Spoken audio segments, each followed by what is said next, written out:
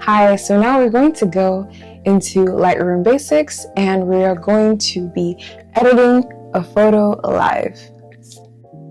With Lightroom, I usually go to my Finder and drag and drop the photo that I need for whatever purpose, or if it's an album, I'll drag and drop it in Lightroom. So Lightroom will ask you if you want to add the photo. If it's multiple, of course, add multiple. And we're just going to be editing this today. So let's start with the light panel. But right before we do that, let's go ahead and hit auto. I would always recommend just hitting auto for all the photos as a beginner because it helps you start somewhere.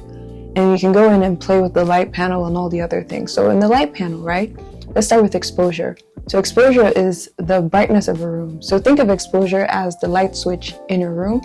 Turn up to brighten everything and turn it down to make the room darker, right? So we're just going to turn this down just a little bit right here.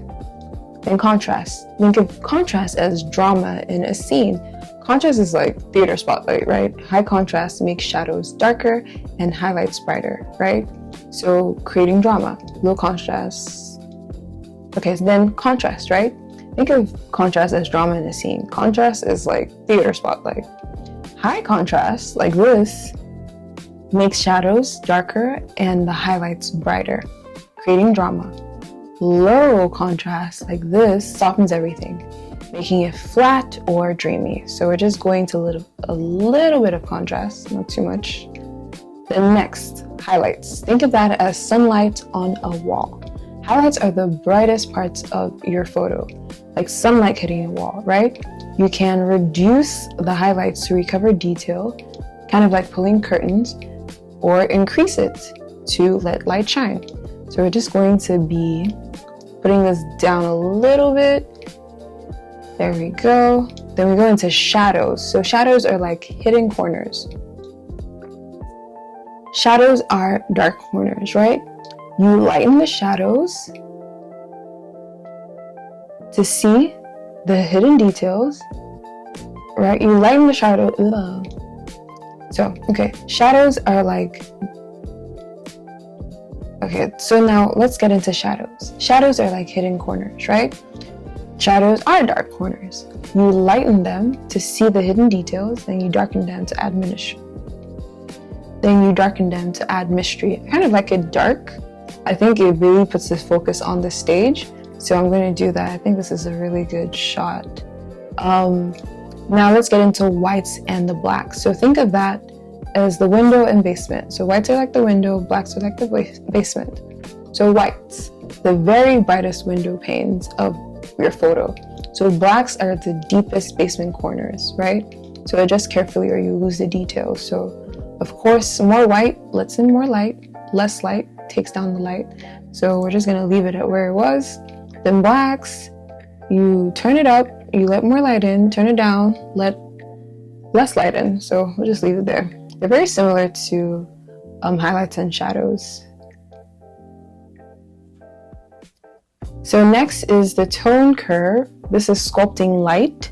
I don't play with this too much because I usually have a lot of photos to go through. 1 year I had 10,000. So this isn't really a priority for me, unless maybe I'm making a preset of a room that barely changes like the lights or any colors or anything, but it's a very, very rare occurrence, right? So for this, imagine your photo is clay. The curve lets you sculpt brightness in specific tones, right? Like this. Then lift the shadows and push the highlights or add contrast, but we're not going to play with this today. I just wanted to mention this. So if you want to go to temperature, this is the warmth of a room, right? Temperature is like changing a room's thermostat, right? Cooler blue down here is icy, calm blue vibe, and warmer orange is like a cozy, sunny feeling. I'm gonna leave it back at the middle. I prefer that for this. If I was making like a preset to make it warmer, maybe that, but I feel like the cooler tones are better for this. So I might just take this down a notch, so like -20. I think that works. Then tint, think of tint like paint on the walls. So tint shifts green to magenta. So like changing the wall color to balance the overall vibe. So you see how this changes? This is extreme, but we can take that down, or we can take it to the magenta that's like pink. So we take that down that way, but I'm just gonna leave that alone. I think it's a good balance. Then think of vibrance, right? As subtle makeup, right? Vibrance enhances colors gently without overdoing skin tones, like applying natural makeup. So you can do this. That's on the extreme end, right? But it just adds a little bit of vibrancy. Or you can do this and it takes out the vibrancy. Then saturation, that's like a full paint bucket, right? Saturation is full-blown color boost. Turn it up and everything looks intense like this. Then turn it down and everything's basically black and white because you took out the color. So we're just gonna leave that alone because I'm going to play with the color mixer. So this is the color palette, right? With this, I really like this because you can target specific colors. So we see like the predominant colors here seem to be purple and blue.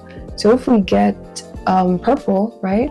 So this is a hue. Think of hue as like the dye on your shirt, right?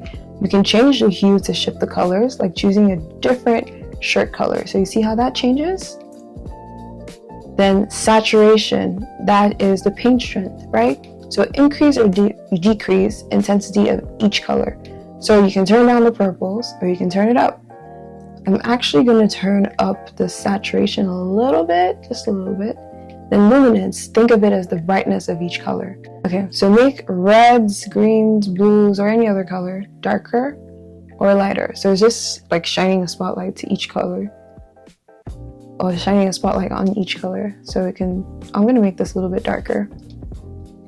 So the other important things that we do in here, we're going to go into the detail, right? So here's the sharpening. Think of sharpening like pencil outlines, right? And think of sharpening like tracing edges with a pencil, right? It makes the details crisp. So I've turned this up and it's a lot sharper. Actually might just do a little bit instead of that.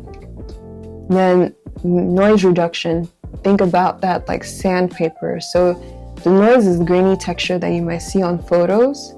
This doesn't have a lot of noise because this actually has a lot of light in there. But usually what you'll see is like tiny dots. I'll probably add a photo here so you can take a look at this. So if we wanted to take out like the noise, that's the grainy texture in the photo, the noise reduction smooths it. So it's like sanding rough wood to make it smooth.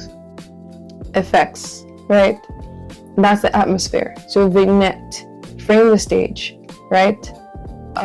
Darken edges, like putting a soft frame around your photo to focus attention to the center, like this. So you can make it dark or you can make it light. But we don't always use this. I think it's only for really, I use vignettes mostly in videos, not so much photos, so we can leave this alone. Then Dehaze, think about it like cleaning a window. So this removes like fog or haze. So you can wipe a dirty window to make the scene softer, right? So, or you can add fog if you would like to. But again, we're not going to use this. This is for dramatic effects when needed. This is really, if you want to get into the details, I most likely have presets for people at conferences because things are moving pretty fast. But it's always good to know what each thing does so you can apply it to the photo to make it the best that you can, right? So the quick beginner flow, right? Turn on the room light, that's exposure. Adjust spotlight drama, that's contrast. Adjust spotlight drama, that's contrast. Pull curtains or open windows. Pull curtains or open corners, that's highlights and shadows. Check window and basements, that's whites and blacks. Adjust thermostat and wall color, that's temperature and tint. Add subtle makeup or bold paint, that's vibrance or saturation. Sculpt shadows and highlights, that's tone curve. Sharpen pencil lines and sand grain, that's detail. Frame the stage and clean the windows, that's effects. So to recap, Lightroom editing is really just learning how to control light, color, and focus. If you remember this, fix the light first, refine the color second, then polish the details. Lightroom won't feel overwhelming anymore. Oh, and here's